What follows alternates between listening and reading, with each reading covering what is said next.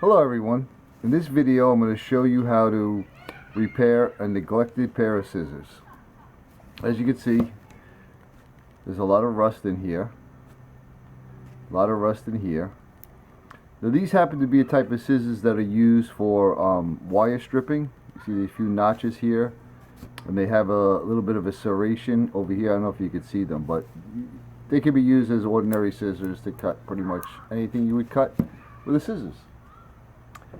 Now, if any good pair of scissors most likely will have a screw here holding the two pieces together.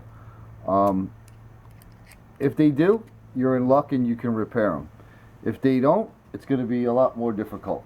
If you have a type of scissor like this, standard, very cheap type of scissor, they're riveted in right here. It's actually a little rivet that goes in one side, and then it's peened over on this side.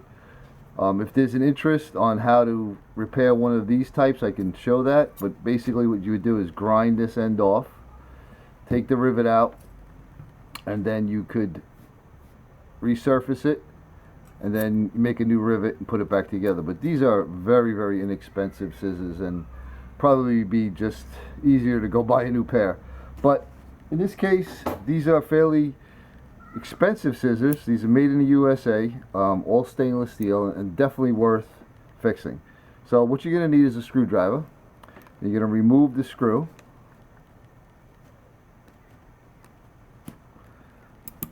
Now be aware, sometimes they put the screw in and they do peen it over on this side, okay? And when I say peen over, what I mean is they actually hit this side with a ball peen hammer, and you're not going to get it out very easily. But in this case, it comes out. There is a little lock washer that's right here. Don't lose that. We'll set these aside. And the first thing you're going to do is get yourself some paper towels. You're going to want to spray some type of lubricant. Now I picked this up in the dollar store. As the name suggests, it was only $1. This is basically the same thing as WD-40, okay? So we're going to just give this a little spray. And we're going to let that sit on there for about a good 5 to 10 minutes. And then we'll be back. Okay, we're back. It's been about almost 10 minutes now. So it should have soaked in there good. First thing you're going to want to do is wipe off what's left on there.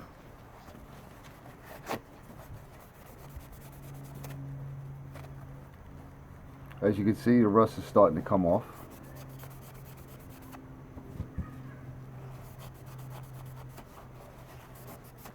Get off as much of that as you can. You need to have some sandpaper. I have various grits here. I have a 220, I have a 180, and a 500. And you're going to need some type of a flat piece of wood that you're going to use as a backer for your sandpaper. Now you want to be very careful. This scissor here is totally flat on this side, as opposed to these scissors. I don't know if you can see them, but they actually have a little bit of a curve in them. And when you cut, the edges meet and it cuts. If for some reason you had these pulled apart like this direction, I'm not sure if you can see the light through there, the space through there, but they wouldn't cut, okay? So these are a little different, like I said, but these are totally flat surface, okay? So we're going to give this another little spray. And the way the sandpaper works is the higher the number, the finer the grit. Right, so we're going to start with the 180, which is going to be the coarsest of these 3 grits that I have. Place it onto your little piece of wood. Fold it over. Then you're going to make sure that the wood is flat to the surface. And you want to do the whole length. Okay, you don't want to just do the edge, because you want to make sure that this whole length is continuously flat.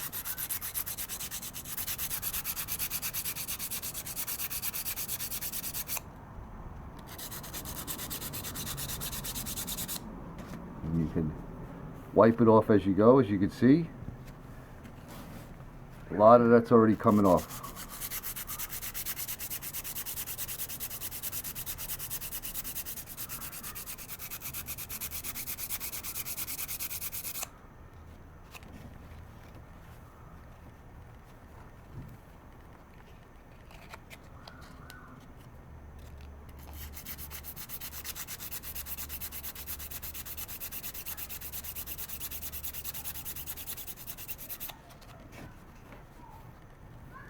Okay, we'll set that one aside for now. And we'll start on this side.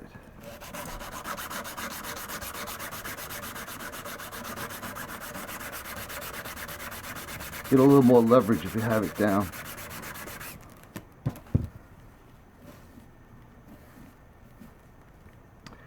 Now, as you can see, there's a lot of tarnishing still left in there. I'm rubbing my finger over it, and it's not pitted. So we're going to continue to go down a little bit more. Sometimes you reach a point where you have pits, or you just can't get it all out, and you don't have to get it all out. I mean, for appearance sake, it looks a little off, but you don't have to, as long as there's no pits in it.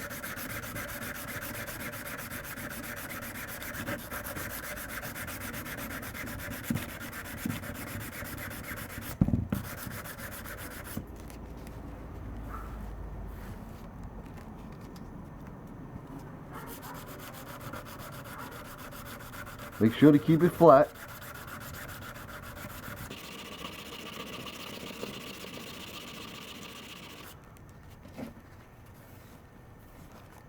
See the difference between the two? It's getting, those marks are getting less and less.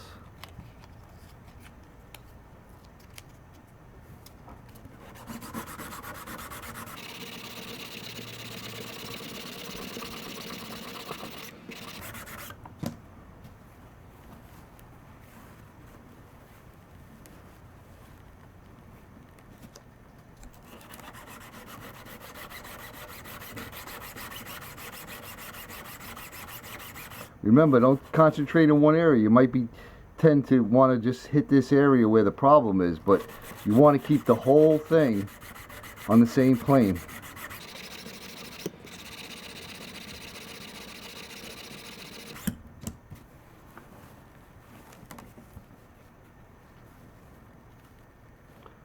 Now, I'm not sure if you can see it, but if you see those lines, those are actually the lines from the factory.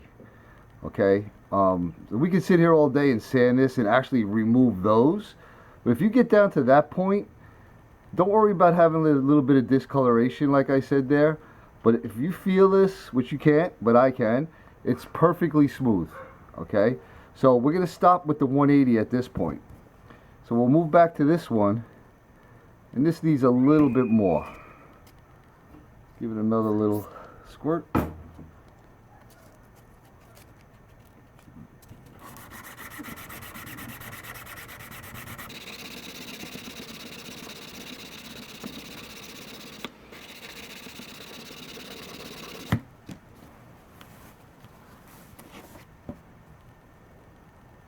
Okay, I start to see the lines there. So we'll stop with this 180 at this point, and we're going to go to the 220.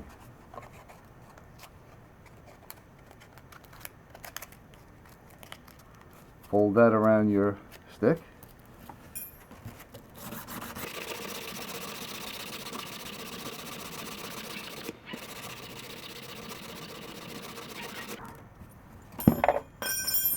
Oh, lost one. As you can see, it's getting nice and clean.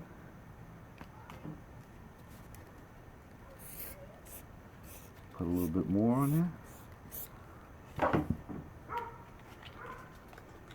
So usually when you see the paper that's black like this, it's called wet dry sandpaper. So you could use it dry, or you could use it like I'm doing right now with oil on it. You could also use it with water.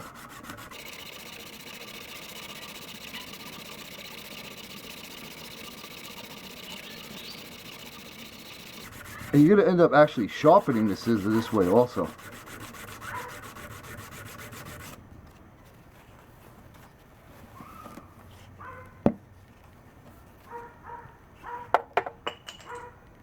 Okay. I think we're good at that point for the 220. We'll move up to the 500.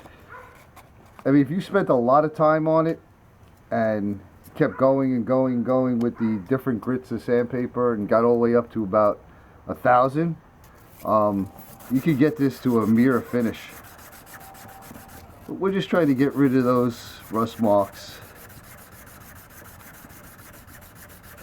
We could have easily been done after the 220 and it would have been totally functional, probably better than when it was new.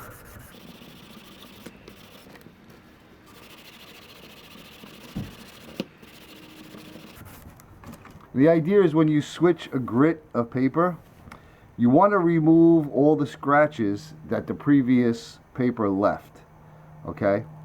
So at this point though, for this pair of scissors, because like I said, you can still see the machining marks as they're going across there. I'm going to call that good. So let me clean up this area here and I'll be back and I'll reassemble it and show you how it works. Alright, we're back. So we're going to reassemble the scissors. Okay?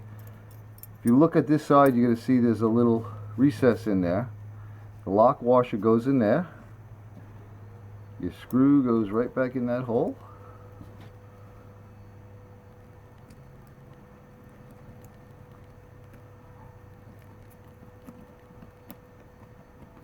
Tighten it down. You obviously don't want to make it too tight, right? This is actually a little loose, if you can see that. You want to get it just to the right tension.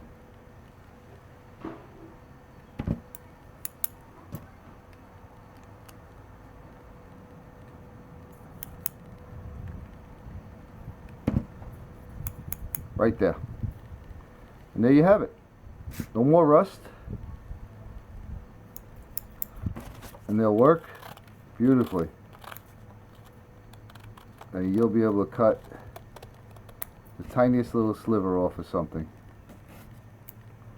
So that was just a quick video on how to repair a damaged pair of scissors. Like I said, if they're a decent pair of scissors, usually they'll have a screw. If they don't, and you have this old type and it has some sentimental value to you or something, you can repair these similarly.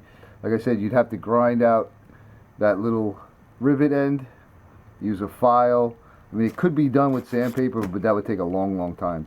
But it could be filed off or ground off with like a Dremel tool, and then pop that out and do your work on the blades. Okay, and then also on this side, if you can hold this perfectly flat without moving it this direction, you actually sharpen them too.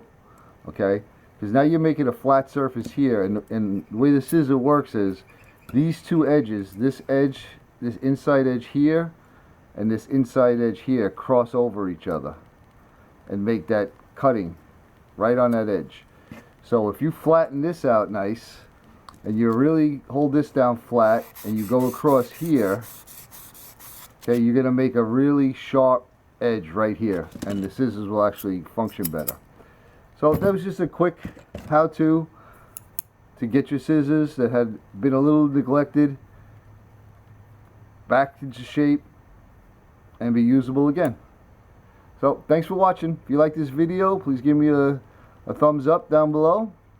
Subscribe to my channel, and if there's anything you want to see me fix or show you how to repair, leave me a comment and I'll do my best to get it done. Thanks for watching.